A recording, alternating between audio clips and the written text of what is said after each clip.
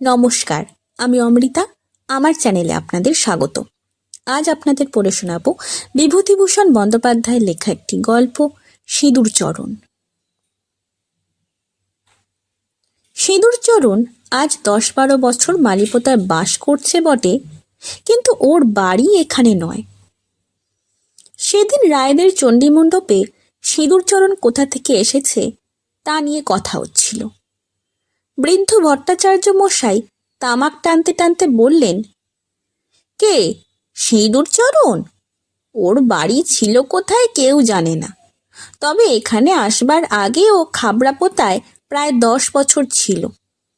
তার আগে অন্য গায়ে ছিল শুনেছি। গায়ে গায়ে বেরিয়ে বেড়ানোই ওর পেশা। পেশা হয়তো হতে পারে, কারণ সিঁদুরচরণ গরিব লোক। জীবনে সে ভালো জিনিসের মুখ দেখেনি কখনো। কেউ আপনার লোক ছিল না। সম্প্রতি মালিপোতাতে এসে বিয়ের চেষ্টাও করেছিল, কিন্তু অজ্ঞাত কুলশীলকে কেউ মেয়ে দেবার আগ্রহ দেখায়নি। মালিপোতার এক বুনো মালি আজকাল ওর সঙ্গে একত্র স্বামী স্ত্রীর মতো বাস করে। তার বয়স ওর চেয়ে বেশি ছাড়া কম নয়। দেখতে মোটাসোটা, মিশ কালো রং। মাথার চুলে এখনো পাক ধরেনি বটে, তবে ধরবার বেশি দেরিও নেই। বুনো বলে এদেশে সেই সব কুলি মজুরদের বর্তমান বংশধরদের, যারা 100 বছর আগে নীলকুঠির আমলে রাঁচি, হাজারিবাগ, গিরিডি, মধুপুর প্রভৃতি থেকে এসেছিল মজুরি করতে। এখন তারা বেমালুম বাঙালি হয়ে গিয়েছে, ভাষা, ধর্ম, আচার ব্যবহার সব রকমে। পূর্বপুরুষের বঙ্গা পুজো ভুলে গিয়েছে কতকাল। এখন হর সংকীর্তন করে ঘরে ঘরে, মনসা পূজা, ষষ্ঠী পূজা করে, কালীতলায় মানত করে। এখন যদি এদের জিজ্ঞাসা করা যায়, তোরা কোন দেশ থেকে এসেছিলি রে, তোদের আপনজন কোথায় আছে, ওরা বলবে, তা কি জানি বাবু, পশ্চিম থেকে এসেছিলি না? শুনেছি বাপ ঠাকুরদার কাছে ওদিকের কোথা থেকে আমাদের 5-6 পুরুষের আগে এসে বাস করা হয়, সে সত্যযুগের কথা। সিঁদুরচরণ এহেন বুনো মালিকে নিয়ে দিব্যি ঘর করতে থাকে। তার নাম কাতু। হয়তো কাত্যায়নীর অপভ্রংশ হবে নামটা, কিন্তু ওর অপভ্রংশ নামটাই অন্নপ্রাশনের দিন থেকে পাওয়া। ভালো নাম তাকে কেউ দেয়নি। সিঁদুরচরণ পরের গরু চড়িয়ে আর পরের লাঙল চষে জীবনের 40টা বছর কাটিয়ে দেওয়ার পরে বিঘে 3 জমি ওটবন্দি বন্দোবস্ত নিলে। তার জমিতে পরের বছর 10 মণ পাট হলো। সেবার 22 টাকা পাটের মণ। পাট বিক্রি করে সেবার এত টাকা পেলে সিঁদুরচরণ, অত টাকা একসঙ্গে তার 3 পুরুষে কখনো দেখেনি। 10 টাকার নোট 22 খানা। কাতু বললে, হ্যাঁ গো, 10 হাত ফুলন শাড়ির দাম কত? কেন, নিবি? দাও গিয়ে এবার, অনেক দিন যে ভাবছি, বড্ড শখ। এই বয়সে ফুলন শাড়ি পরলি লোকে ঠাট্টা করবে না? কথাটা কিঞ্চিত রূঢ় হয়ে পড়ল, মনে হলো সিঁদুরচরণের। অল্প বয়সে ওকে দেবার লোক কে ছিল? আজ বেশি বয়সে সুবিধে যখন হলোই, তখন অল্প বয়সের স্বাদটা পূর্ণ করতে দোষ কি? তারপর ঘোষেদের দোকান থেকে একখানা ফুলন শাড়ি শুধু নয়, তার সঙ্গে এলো একখানা সবুজ রঙের গামছা। কাতু খুশিতে 8খানা। বললে, শাড়িখানা কি চমৎকার না? খুব ভালো। তোর পছন্দ হয়েছে? তা পছন্দ হবে না যাকে বলে ফুলন শাড়ি। আর গামছাখানা কেমন? অমন গামছাখানা কখনো দেখিনি। ও কিন্তু মুই ব্যবহার করতে পারবো না প্রাণ ধরে, তাহলে খারাপ হয়ে যাবে। খারাপ হয় আবার কিনে দেব, আমার হাতে এখন কম টাকা না। সেদিন কামার দোকানে বসে 3 কড়ি বুড়োর মুখে কালীগঞ্জে গঙ্গা স্নান করতে যাবার বৃত্তান্ত শুনল সিঁদুরচরণ। বাড়ি এসে কাতুকে বললে, কাতু তুই থাক, আমি 2 দিন দেশ বেরিয়ে আসি। কোথায় যাবা? একদিকে বেরিয়ে আসি। আমারে নিয়ে যাবা না? তুই যাস তো চল, ভালোই তো। দুজনে জিনিসপত্র একটা বোঁচকাতে বেঁধে তৈরি হলো। কিন্তু যাবার দিন কাতুর মত বদলে গেল হঠাৎ। সে বললে, তুমি যাও, আমি যাব না। গরুটার বাছুর হবে এই মাসের মধ্যে, যদি আসতে দেরি হয় বাছুরটা বাঁচবে না। তুই যাবি নে? আমার গেলি চলবে কেমন করে? বাছুরটা মরে গেলি সারা বছরটা আর দুধ খেতে হবে না। তুমি যাও, আমি যাব না। সুতরাং সিঁদুরচরণ একাই রওনা হলো বোঁচকা নিয়ে। রেলগাড়িতে সামান্যই চড়েছে সে। একবার কেবল বেনাপোল গিয়েছিল গরুর হাট দেখতে। সে জীবনে একবার মাত্র রেলগাড়ি চড়া। পরে চাকরি করতে সারা জীবন কেটেছে। স্টেশনে গিয়ে রেলে চড়ে যেতে হবে। সিঁদুরচরণ কাপড়ের খুঁটে শক্ত করে গেরো বেঁধে দুখানা 10 টাকার নোট নিয়েছে। কেউটে পাড়ার কাছে পাঁচু বুনোর দোচালা ঘর রাস্তার ধারে। ওকে দেখে পাঁচু জিজ্ঞেস করলে, ও সিঁদুরচরণ, কনে চলেছ এত সকালে? একটু স্টেশনে যাব। কোথায় যাবা? বেড়াতে যাবা, রানাঘাটের দিকে। তামাক খাও বসে। সিঁদুরচরণ তামাক খেতে বসল। কাছি একটা বাঁশনি বাঁশের ঝাড়। সিঁদুরচরণ সেদিকে চেয়ে ভাবলে, এই বাঁশনি বাঁশের ঝাড়টা এ দেশে, আবার অন্য দেশেও গিয়ে কি এমনই দেখা যাবে? সে আবার না জানি কিরকম বাঁশনি বাঁশ। এইরকম কেঁচো, এইরকম কচুর ফুল কি অন্য জায়গাতেও আছে? দেখতে হবে বেরিয়ে। সত্যি বড় মজা দেশ বিদেশে বেড়ানো। সিঁদুরচরণ স্টেশনে পৌঁছবার কিছু পরে টিকিটের ঘণ্টা পড়ল ঢং ঢং করে। একজন ওকে বললে, যাও গিয়ে টিকিট করো, গাড়ি আসছে। টিকিটের জানলায় গিয়ে ও বললে, ও বাবু, একখানা টিকিট দেন মোরে। টিকিট বাবু বললে, কোথাকার টিকিট? দেন বাবু, রানাঘাটেরই দেন, আপাতক একখানা। গাড়িতে উঠে সিঁদুরচরণের ভীষণ আমোদ হলো। সে আমোদ রূপান্তরিত হলো বারবার ওর ধূমপান করবার ইচ্ছায়।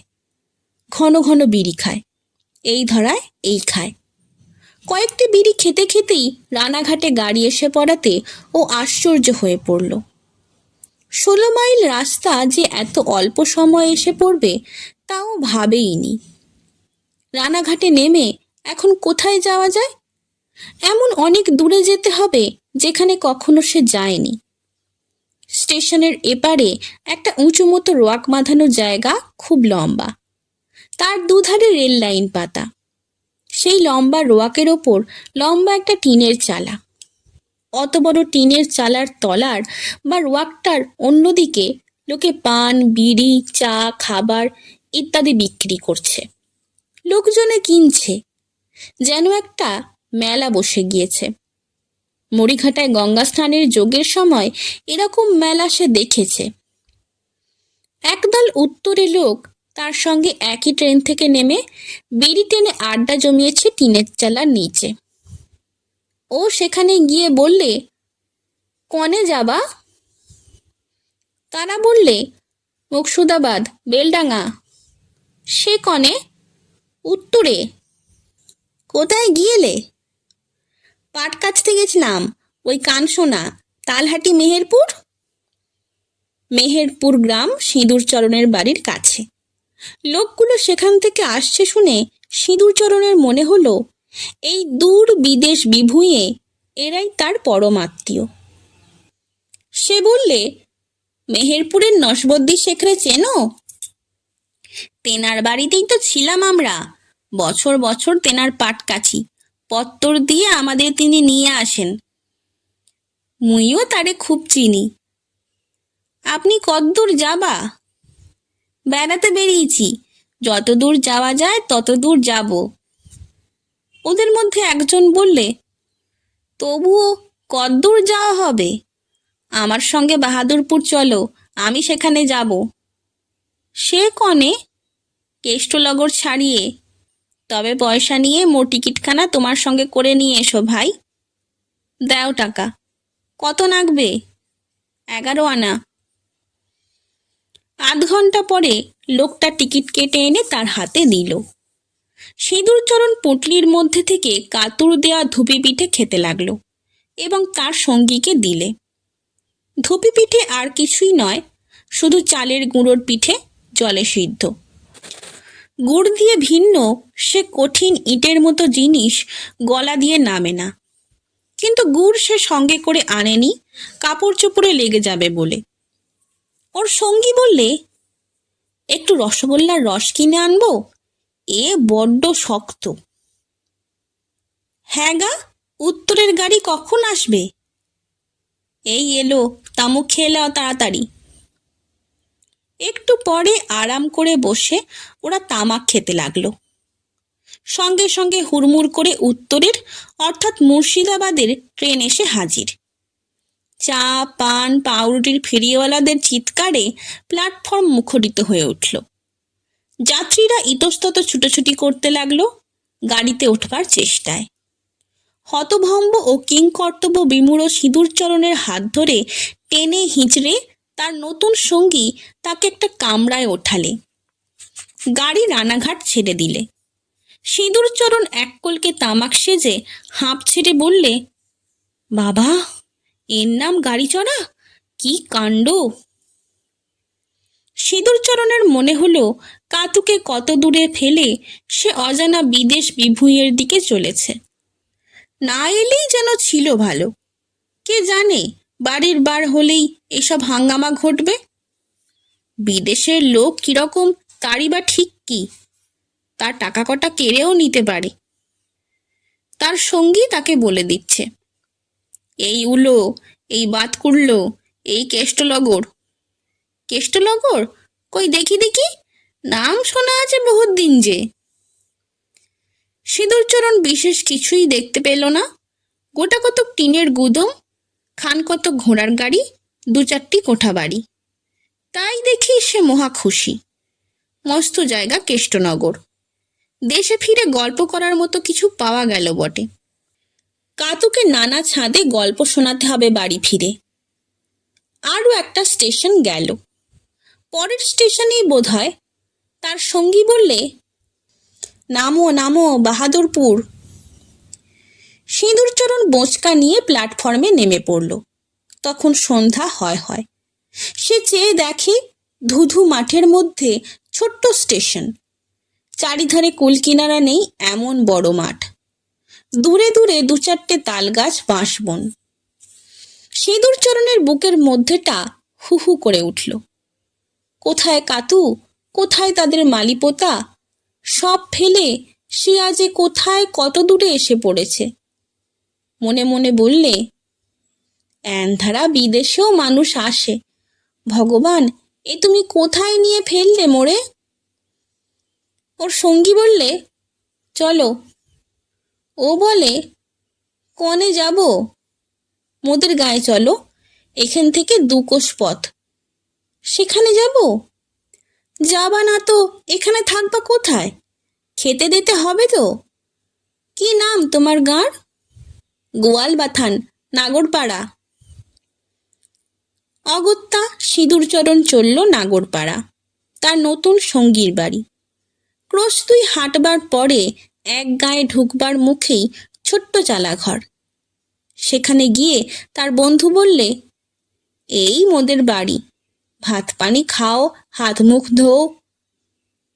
সিঁদুরচরণ বললে, ভাত পানি খাবো কি, মুই কনে এসে পড়েছি তাই শুধু ভাবতে লেগেছি। কদ্দূর আসবা আবার?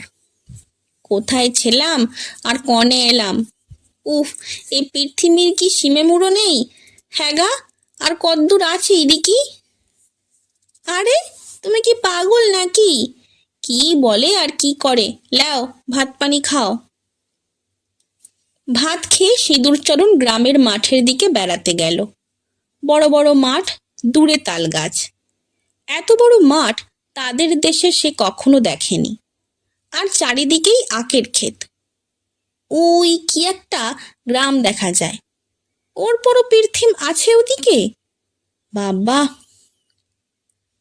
একজন লোককে বললে, হ্যাঁ গা, এদিকে এত আখের চাষ কেন? কেন, বেলডাঙায় চিনির কল আছে, আখ সেখানে মন দরে বিক্রি হয় গো। সব আখ? এ কি আখ তুমি দেখছো? বেলডাঙার ওদিক 60, 70, 100 বিঘের এক এক বন্ধ, শুদ্ধ আখ। ওর বন্ধুর বাড়িতে দিন দুই থাকার পরে আখের জমির মজুদ দরকার হয়ে পড়ল। ওদের পরামর্শে সিঁদুরচরণও আখের ক্ষেতে আখ কাটবার কাজে লেগে গেল। 8 আনা রোজ। সিঁদুরচরণদের দেশে মজুরের রেট 5.25 আনা। সে দেখলে মজুরির রেট বেশ ভালোই। 2 দিনে 1 টাকা রোজগার হবেই বা না কেন? কোন দেশ থেকে কোন দেশে এসে পড়েছে, এখানে সবই সম্ভব। নাগরপাড়ার ওপারে বোরগাছি, তার পাশে ধুবলি, এই 2 গ্রাম থেকে অনেক মজুর আসতো আখের খেতে কাজ করতে। ওদের মধ্যে একজনের সঙ্গে সিঁদুরচরণের খুব ভাব হয়ে গেল।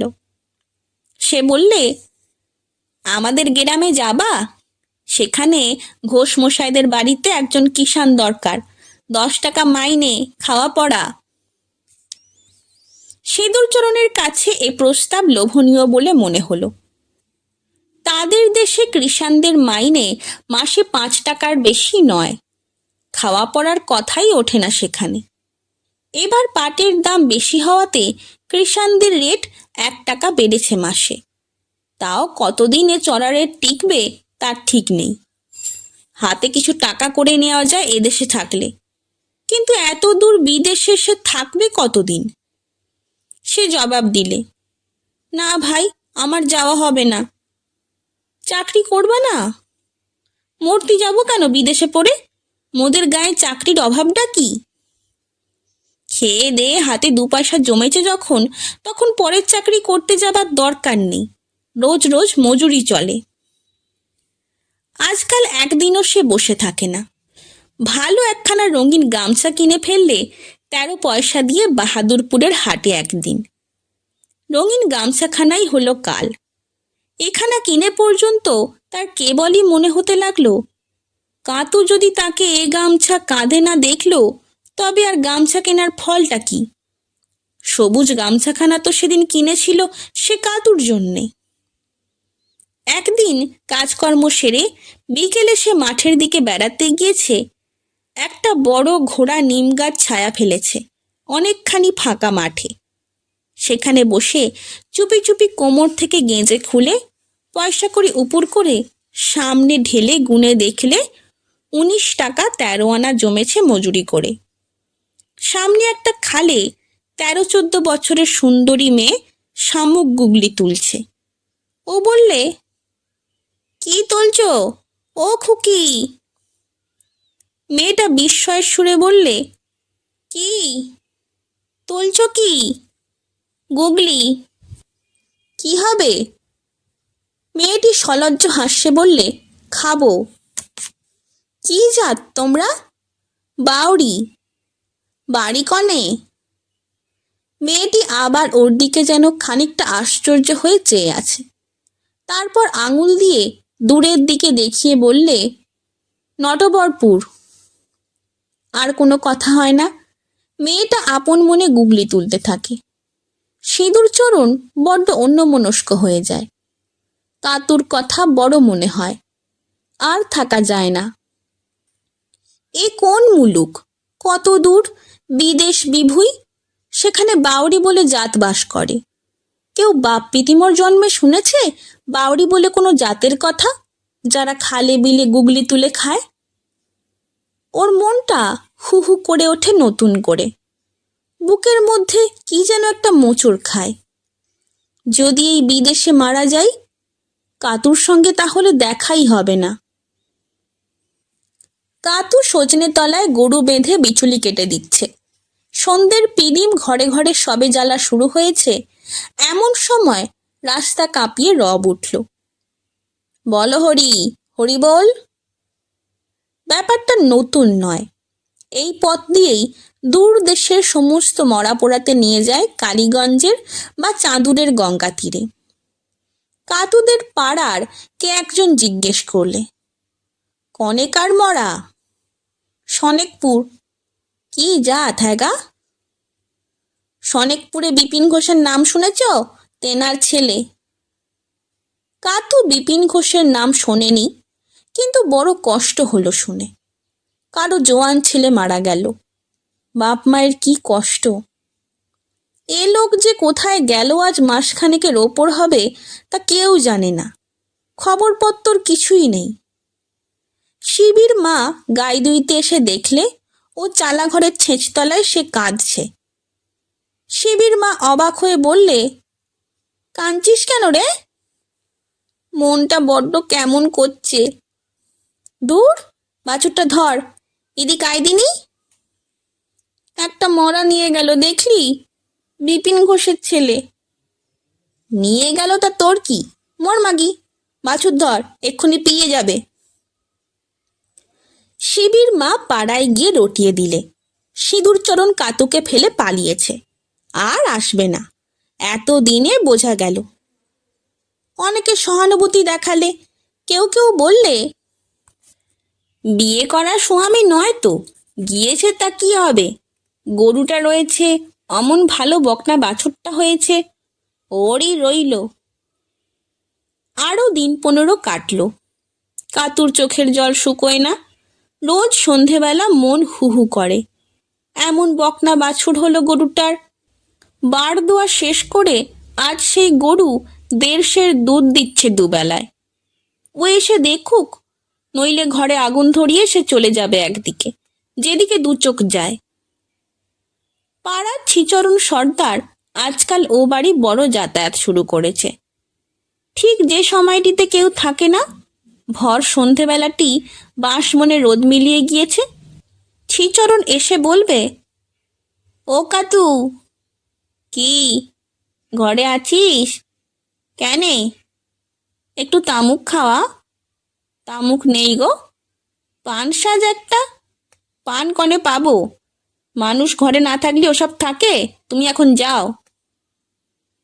ছিচরণ সর্দার দমবার পাত্র নয়। তার স্ত্রী বিয়োগ হয়েছে আজ 2 বছর। অবস্থা ভালো। 1 আউরি ধান ঘরে তুলেছে গত ভাদ্র মাসে। এবার চড়া পাটের বাজারে 30 মণ পাট বিক্রি করেছে। লোকে খাতির করে চলে ওকে। শিবির মা রোজ গাই দুইতে এসে ছিচরণের ঐশ্বর্যের ফিরিস্তি কাতুকে শুনিয়ে যায় অকারণে। ছিচরণ নিজে 2-1 দিন অন্তর আসে। বসতে না বললেও দাঁড়িয়ে দাঁড়িয়েই গল্প জমাবার চেষ্টা করে। কাতুর ভালো লাগে না এসব। আর কিছুদিন সে দেখবে, তারপর গরু বাছুর বিক্রি করে সে বেরিয়ে পড়বে একদিকে। সেদিন ছিচরণ আবার এসে হাজির। ডাক দিলে, ও কাতু। কি? বাবা, তা একটু ভালো করে কথা বললি কি তোর জাত যাবে?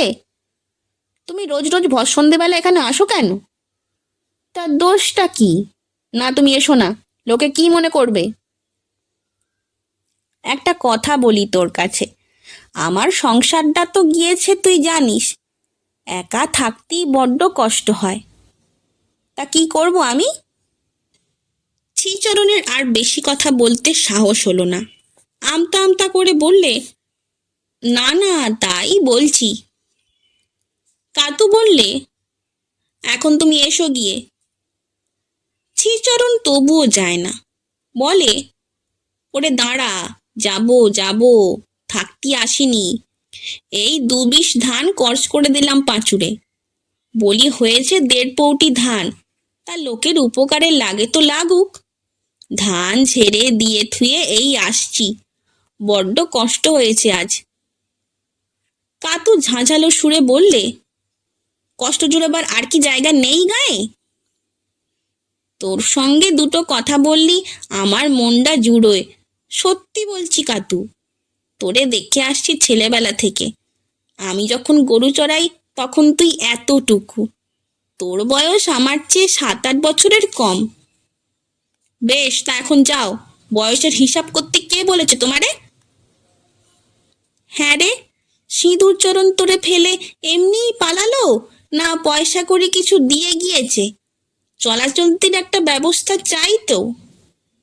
সেজন্য তোমার দরে গিয়ে কেঁদে পড়লে মুই জিজ্ঞেস করি। শ্রীচরণ বেগতিক দেখে আস্তে আস্তে চলে গেল। কাতু কাঁদতে বসলো। তার বয়স হয়েছে এ কথা সত্যি, প্রায় ৪৫-এর কাছাকাছি, কি তার চেয়েও বেশি।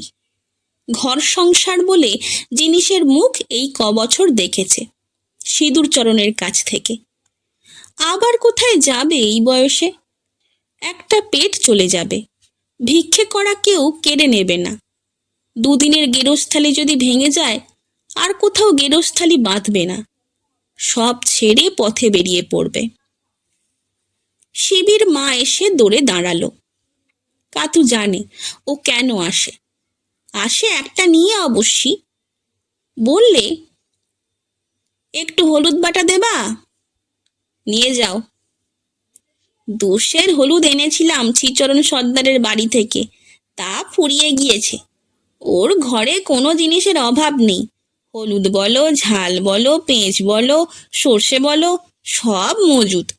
গুড় আমাদের দেয় বছরে ১খানা করে। ওর ঘরে ৪-৫ মণ গুড় হয় ফি বছর। কাতু বললে, তা এখন হলুদ বাটনা নেবা? শিবির মা বললে, হলুদ বাটনা দাও একটু, মাছ রাঁধবো। তবে নিয়ে যাও। তোমার শরীর খারাপ হলেই দেখাশোনা করে কে তাই ভাবছি। সে ভাবনা তোমায় ভাবতি কেডা গলা ধরে সেধেছে শুনি? গা জ্বালা কথা শুনলি হয়ে আসে। ঠিক সেই সময় উঠানের মাঝখানে দাঁড়িয়ে কে ডাক দিলে, ও কাতু। কাতু চমকে উঠেই পরক্ষণে দাওয়া থেকে ছুটে নেমে এসে বললে, তুমি? ও মা, আমি কনে যাব? শিবির মা অন্য দিক দিয়ে পালানোর পথ খুঁজে পায় না শেষে। এই হলো সিঁদুরচরণের বিখ্যাত ভ্রমণের ইতিহাস। এরপর থেকে মালিপোতা গ্রামের মধ্যে বিখ্যাত ভ্রমণকারী বলে সে গণ্য হয়ে রইল। ১০ বার ধরে এ গল্প করেও তার ভ্রমণ কাহিনী আর ফুরোয় না। লোকে আঙুল দিয়ে তাকে দেখিয়ে বলে, ওই লোকটা বাহাদুরপুর গিয়েলো, জোয়ান বয়সে ও বড্ড বেরিয়েছে দেশে বিদেশে। অবশ্যই সিঁদুরচরণকে দেখতে নিতান্ত সাধারণ লোকের মতোই। তার মধ্যে যে অত বড় গুণ লুকিয়ে আছে তা তাকে দেখে বোঝবার উপায় ছিল না। মানুষের কীর্তি মানুষকে অমর করে। সিঁদুরচরণের খ্যাতি আমার কানেও গিয়েছিল। ঝুমরির বাগানের মধ্যে দিয়ে সিঁদুরচরণ হাট থেকে সেদিন ফিরছে।